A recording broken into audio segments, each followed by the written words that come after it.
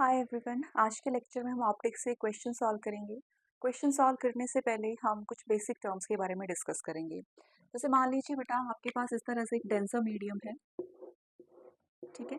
और इस denser medium में हमने एक सोर्स को रखा है, लाइट सोर्स को रखा है, ठीक है। इस लाइट सोर्स से इस तरह से रेज दूसरे मीडियम में इंसिडेंट हो रही हैं, ठीक है। कुछ रेज जो होंगी वो स्ट्रेट इस तरह से फॉल होंगी। जो रेज स्ट्रेट फॉल जाएंगी वो अनडेविएटली पास हो जाएंगी, ठीक है, क्योंकि एंगल ऑफ इंसिडेंस जीरो है तो एंगल ऑफ रिफ्लेक्शन भी आपके पास जीरो के इक्वल होगा। लेकिन कुछ एक रेज जो होंगी वो किसी एंगल पर फॉल करेंगी, ठीक है। मान लीजिए ये एंगल ऑफ इंसिडेंस है, तो रे जो है डेंसर टू रेयर मीडियम की तरफ जा रही है, इसीलिए जो रेज होंगी वो away from the normal deviate कर जाएंगी, ठीक है। तो यहाँ पे जो रेज हैं वो away from the normal deviate कर चुकी हैं, ठीक है। अब वैसे ही मान लीजिए बेटा, यहाँ पे जो रेज है वो इस पॉइंट पर एंगल आई पर फॉल कर रही है, ठीक है।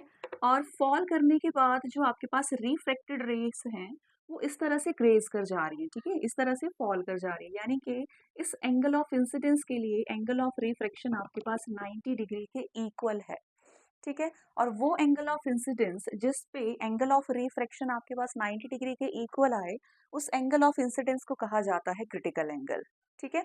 अब इसके बाद जो भी रेज फॉल करेंगी, ठीक है, मान लीजिए इस पॉइंट पर अगर रेज फॉल कर रही हैं, वो रेज दूसरे मीडियम में नहीं जाने वाली, उन सारी रेज का टोटल इंटरनल रिफ्लेक्शन हो जाएगा, ठीक है। तो देखो बच्चे, अब इस केस के लिए हम यहाँ पे स्नेल्स लॉ का यूज करेंगे। यहाँ पे स्नेल्स लॉ के according refractive index of the first medium into sine of angle of incidence is equals to refractive index of the other medium। अगर आपके पास दूसरा मीडियम एयर है तो यहाँ पे एयर का refractive index 1 होता है into sine of angle of 90, sine of angle of 90। so ये बनेगा mu into sine of IC is equals to 1, that is sine of IC is equals to 1 over mu। तो यहाँ से हमने एक important रिलेशन निकाला है क्रिटिकल एंगल और refractive index of the medium के बीच में, ठीक है। अब इसका यूज हम अपने क्वेश्चन में करेंगे। आपके पास क्वेश्चन दे रखा है, for a situation shown in figure find the maximum angle i for which the light suffers total internal reflection at the vertical surface given sine inverse 3/4 is equals to 48.6। ठीक, तो देखो बेटा, आपके पास यहाँ पे एक आपके पास ग्लास स्लैब दे रखी है जिसका रिफ्रैक्टिव इंडेक्स आपके पास 5/4 के इक्वल दे रखा है। यहाँ पर एक रे इंसिडेंट कर रही है with some angle of incidence I, ठीक है। आप देखो बच्चे, रे जो है रेयरर से डेंसर की तरफ जा रही है, इसीलिए ray of light towards the normal bend कर जाएगी, ठीक है। अब यहाँ पे जो रे है वो क्रिटिकल एंगल पर इंसिडेंट हो रही है, और अगर क्रिटिकल एंगल पर रे इंसिडेंट करेगी तो एंगल ऑफ रिफ्लेक्शन आपका 90 डिग्री के इक्वल होना चाहिए, ठीक है। अभी थोड़ी देर मैंने आपको पहले बताया कि अगर रे इंसिडेंट करे क्रिटिकल एंगल पर तो जो एमर्जेंट रे होगी या फिर जो आपके पास एंगल ऑफ रिफ्लेक्शन रहेगा वो आपका 90 डिग्री के इक्वल होगा। अगर एंगल ऑफ रिफ्लेक्शन 90 डिग्री के इक्वल है तो रे जो होगी वो इस तरह से इस सरफेस के अलोंग पास करेगी, ठीक है। तो देखो बच्चे, यहाँ से हमें पूछा है एंगल ऑफ इंसिडेंस की वैल्यू, ठीक है। तो अब देखो यहाँ पे हम स्नेल्स लॉ का यूज कर सकते हैं इस पॉइंट पे, refractive index of the medium into sine of angle of incidence is equals to refractive index of the other medium, that is 1 into sine of angle of reflection, जो कि आपके पास 90 degree के equal दे रखा है। यानी कि ये हो जाएगा mu into sin IC, sin 90 is 1, so sin IC is equal to 1 divided by mu। ये ऑलरेडी हमने पहले भी कई बार ये क्वेश्चन हमने डिराइव कर रखा है, ठीक है। तो म्यू की वैल्यू आपके पास 5/4 के इक्वल दे रखी है, therefore sine I C is equals to 5/4, that is sine I C is equals to 4/5। तो यहाँ से हमने साइन आई सी की वैल्यू फाइंड आउट कर ली है, ठीक है। अब हमें आई की वैल्यू चाहिए, तो हम आई की वैल्यू कैसे निकाल सकते हैं? इस पॉइंट पर अगर हम स्नेल्स लॉ का यूज करें, क्योंकि लाइट जो है वो रेयर से डेंसर मीडियम की तरफ जा रही है, यानी कि रिफ्रैक्शन हो रहा है, और मैंने आपको बताया है कि जब भी रिफ्रैक्शन हो हमेशा आपने स्नेल्स लॉ का यूज करना है, ठीक है। So according to Snell's law, refractive index of the first medium आपके पास एयर है, सो रिफ्रैक्टिव इंडेक्स एयर का होता है 1 into sine of angle of incidence that is sine I is equals to refractive index of the second medium का refractive index आपके पास mu है into sine of angle of refraction जो कि आपके पास आर के इक्वल दे रखा है। ठीक है, तो ये बन जाएगा sine I is equals to mu की वैल्यू आपके पास 5/3 के इक्वल दे रखी है, 5/4 के इक्वल दे रखी है इंटू साइन ऑफ आर। ठीक, अब देखो बच्चे साइन आर इस ट्राइंगल्स पे, ठीक है, यहाँ पे आप फोकस करेंगे, ये आपके पास आर है, ये आपके पास आई सी है, तो ये आपके पास 90 डिग्री के इक्वल होगा। ठीक है, अब इस ट्राइंगल में R plus I C plus 90 is equals to 180 degree के इक्वल हम लिख सकते हैं। ठीक है, इसका मतलब R plus I C is equals to 90 degree के इक्वल हो जाएगा।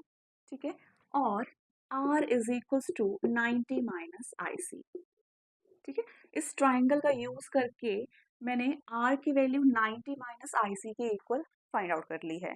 ठीक है, अब R की वैल्यू हम यहाँ से उठा के इस इक्वेशन में पुट कर देंगे, तो आपके पास वैल्यू बनेगी sine I is equals to 5/4 into sine of 90 minus I C. ठीक है, R की वैल्यू मैंने 90 माइनस आई सी के इक्वल पुट कर दी है। ठीक है, अब देखो बेटा यहाँ पे साइन आई है इज इक्वल्स टू 5/4, यहाँ पे 90 है, यानी कि साइन जो होगा वो कॉस में चेंज हो जाएगा। ठीक है, अगर 90 हो या फिर आपके पास 270 हो तो साइन कॉस में चेंज हो जाएगा, तो यहाँ पे वैल्यू बनेगी cos of i c. Right, ठीक, तो ये बन जाएगा बच्चे sine I divided by cos IC is equals to 5/4। ठीक है, अब यहाँ पे मैंने आपको बताया है कि sign square theta plus cos square theta 1 के इक्वल होता है, तो यहाँ से कॉस स्क्वायर थीटा को लिखा जा सकता है 1 माइनस साइन स्क्वायर थीटा, और cos theta is equals to 1 minus sine square theta with square root. ठीक है, तो यहाँ पे cos IC की जगह पे हम लिख सकते हैं sine of i divided by square root of 1 minus sine square i C is equals to 5/4 के इक्वल। ठीक है,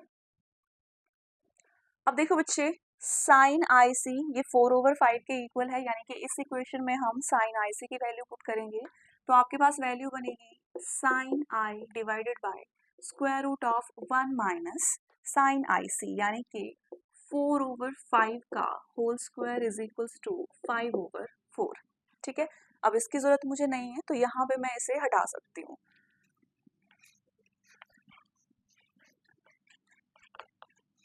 राइट, तो ये बन जाएगा sine of i divided by square root of 1 minus 4 4 जा 16 divided by 25 is equals to 5/4, and sine of i divided by यहाँ पे 25 एलसीएम आएगा।